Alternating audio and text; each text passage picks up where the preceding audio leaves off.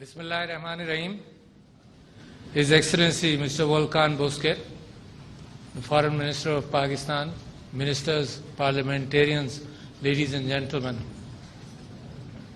We welcome the President of the United Nations General Assembly to Pakistan, and it has been an era of turmoil in the past few months at least, as far as Palestine was concerned.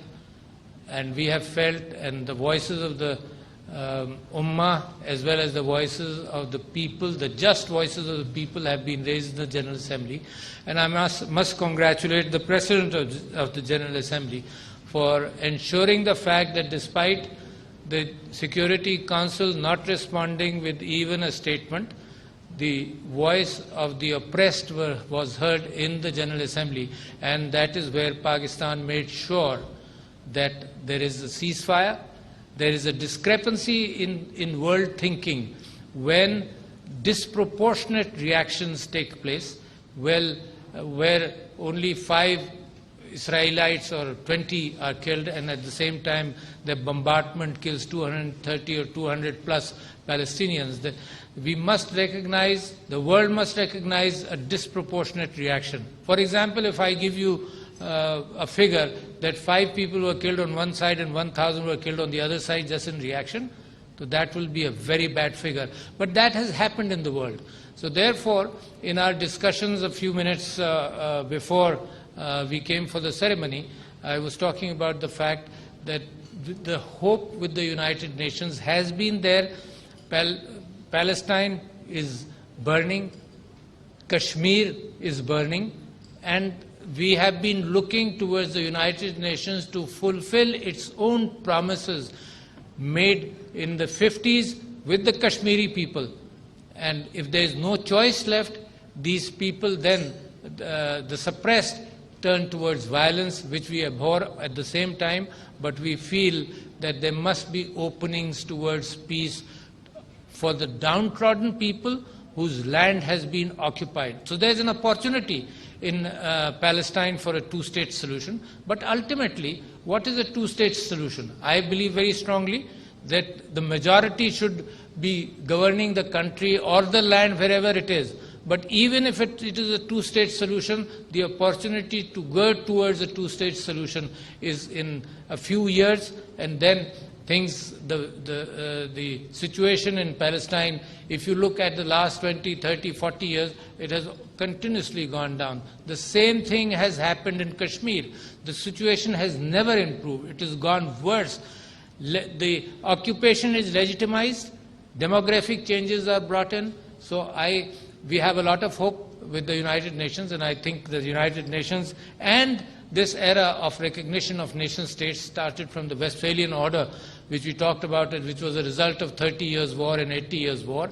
And the hope is that when we provide security to the nation states, there will be peace. On the other hand, what we see today, international institutions based on vested interests, international institutions not based on morality. And I'm proud of the fact to mention that in the early era of the Muslims, there were institutions which were based on morality, and we look forward to an international era which is based on morality. So I don't want to speak too long because we'd like to hear your words, and I thank you for visiting Pakistan. And Pakistan continues to play an important role in the United Nations, reflecting what its nation thinks about Kashmir. We are very emotional people. So what we think about Kashmir and what we think about Palestine, we would like to be a strong advocate, and as the Prime Minister has said, that he is the strongest advocate as far as Kashmir is concerned, to let the international community know what is pain. Today, with the social media, news cannot be suppressed.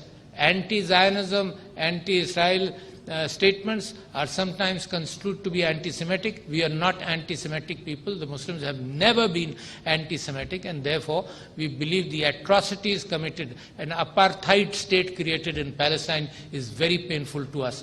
Thank you, ladies and gentlemen.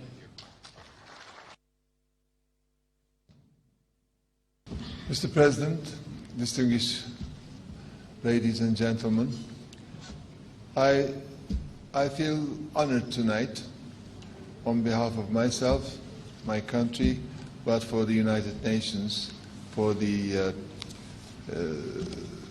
award you have decided to give to me. I think United Nations, whether liked or not, is the biggest democratic and worldwide operating institution. Of course, success is the key. Every politician, businessman, sportsperson, bureaucrat must be successful. And unfortunately, in the last few years or perhaps decades, there wasn't a lot of success stories for the United Nations.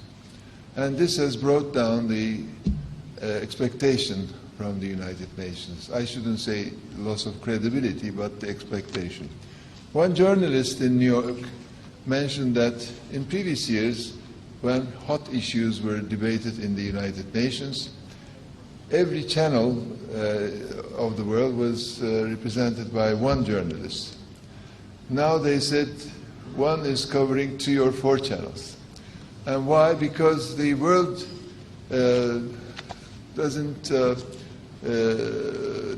wants hot issues, fights, quarrels, solutions, messages being presented there. And if it is becoming monotonous, then the attraction of the press, which means the attraction of the people on the street, goes to other directions. So I think what we have achieved last week, thanks to the leadership of Pakistan and all the ministers coming to New York, is showing something different than what the people are used to see. People are looking at the United Nations saying that Security Council will block everything in the end with 1 veto or 2 vetoes, whatever. And so we can't expect a solution from the United Nations. But what we have shown that while the United Nations Security Council was blocked and the Secretary General was not able to act because the Security Council was not giving any instructions, the General Assembly suddenly convened, and without a resolution, we reached the people of the world with strong messages, and from me an appeal for peace declaration, first time in the GA history that the President took that possibility, and it will be used from now on. And we show that there is another institution, an organ in the United Nations that can also come into the surface and give good results. It also happened when It also happened when the capital was decided to be moved from Tel Aviv to Jerusalem. It was because of the General Assembly that it was stopped. So we can stop wrong things or initiate good things. And I think this meeting, the ministers flying for 40 hours, 30 hours, 20 hours, taking the burden, not staying there, going back to their countries, will always be remembered. It was an historic event. And I know that, Mr. President, yourself, the Prime Minister, was here, but the Foreign Minister was taking the leading role. I was a witness of that. And I think in a dinner before the meeting took place, he invited all the ministers. And there, the best way of handling the General Assembly meeting was decided. And it was a very civilized meeting. Everybody gave their messages. Everybody listened to the other messages. And I think it was a very good performance. I think from now on, there are 193 countries in the world. All of them we have to respect. But there are countries with a capacity to make some difference. And I think Pakistan is one of them. And we're expecting a lot from the leadership of Pakistan for the Afghanistan issue and Jammu and Kashmir issue.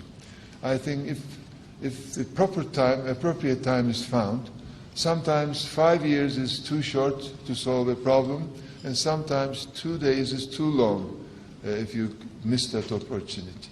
So we must wait for the right moment and do the right movement and try to make history in all the issues we are living with for more than 50 years now.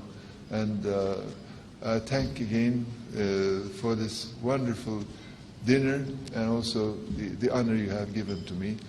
I wish Pakistan to be forever in glory, in peace and security.